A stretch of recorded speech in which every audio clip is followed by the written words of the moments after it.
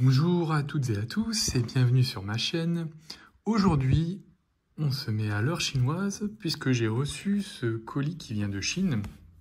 En effet, j'ai commandé cette montre il y a environ 2 semaines sur AliExpress pour le prix de 147 €.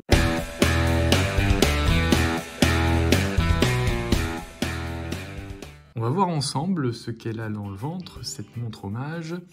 Et oui, j'avais essayé la Tudor Black Bay 58 en 39 mm que j'avais vraiment apprécié. J'avais apprécié le look de cette montre, mais disons que j'ai quelques factures à payer et il va falloir encore économiser un moment avant que je puisse me l'offrir. Du coup, je cherchais une montre hommage qui me fasse penser à cette Tudor, sans en être une.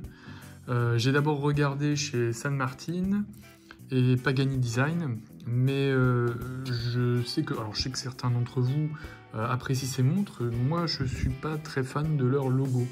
Alors ça, c'est vraiment personnel, mais pour moi, le logo sur une montre, c'est quand même très important. On parle quand même du cadran de la montre, celui qu'on regarde tous les jours, et si le cadran a, disons, une chose qui ne vous plaît pas, je trouve ça dommage. C'est là que je suis tombé sur la marque Thorn.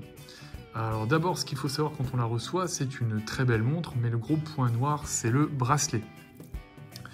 Alors je vous mets quelques images de ma galère pour régler ce bracelet. J'ai d'abord préféré détacher la montre du bracelet pour ne pas l'abîmer dans toutes mes manipulations. Ensuite, c'était une vraie foutue galère de dévisser ces rivets, car il faut maintenir la vis d'un côté et dévisser de l'autre. Franchement, je ne sais pas si j'avais la bonne méthode. J'ai quand même réussi à retirer 3 maillons et à remonter le bracelet sur la montre, ce qui m'a pris environ 1 heure. Alors, faut faire attention aussi parce qu'on peut vriller avec le tournevis, ça peut rayer le bracelet, enfin bref, c'est pour ça que j'ai préféré démonter le bracelet de la montre. Au niveau des spécificités techniques de la montre, c'est assez bluffant. On a un fond vissé, une couronne qui est vissée, une lunette tournante 120 clics,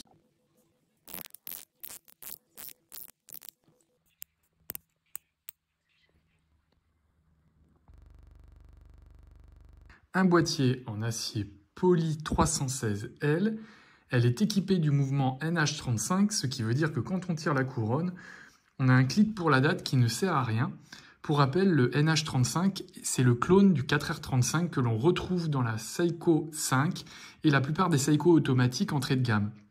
C'est un mouvement robuste qui affiche une dérive importante, plus 20, moins 30 je crois, mais qui a souvent de bien meilleurs résultats que ce que Seiko communique au sujet de ces mouvements.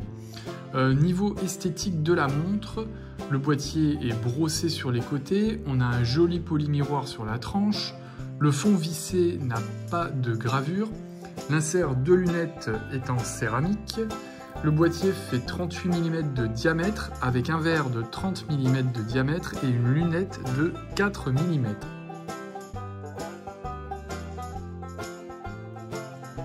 Le cadran, alors soyons clairs, comme je l'ai dit en introduction, je cherchais un clone de la Tudor BB58, mais qui s'en différencie un peu.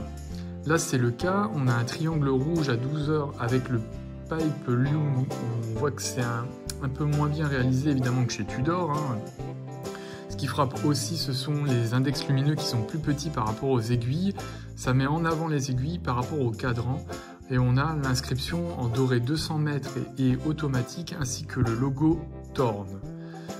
Alors j'ai cherché un peu, et Thorn en anglais, ça signifie l'épine de la rose. C'est très malin de la part de la marque d'avoir choisi ce nom quand on sait que l'emblème de Tudor se trouve être une rose.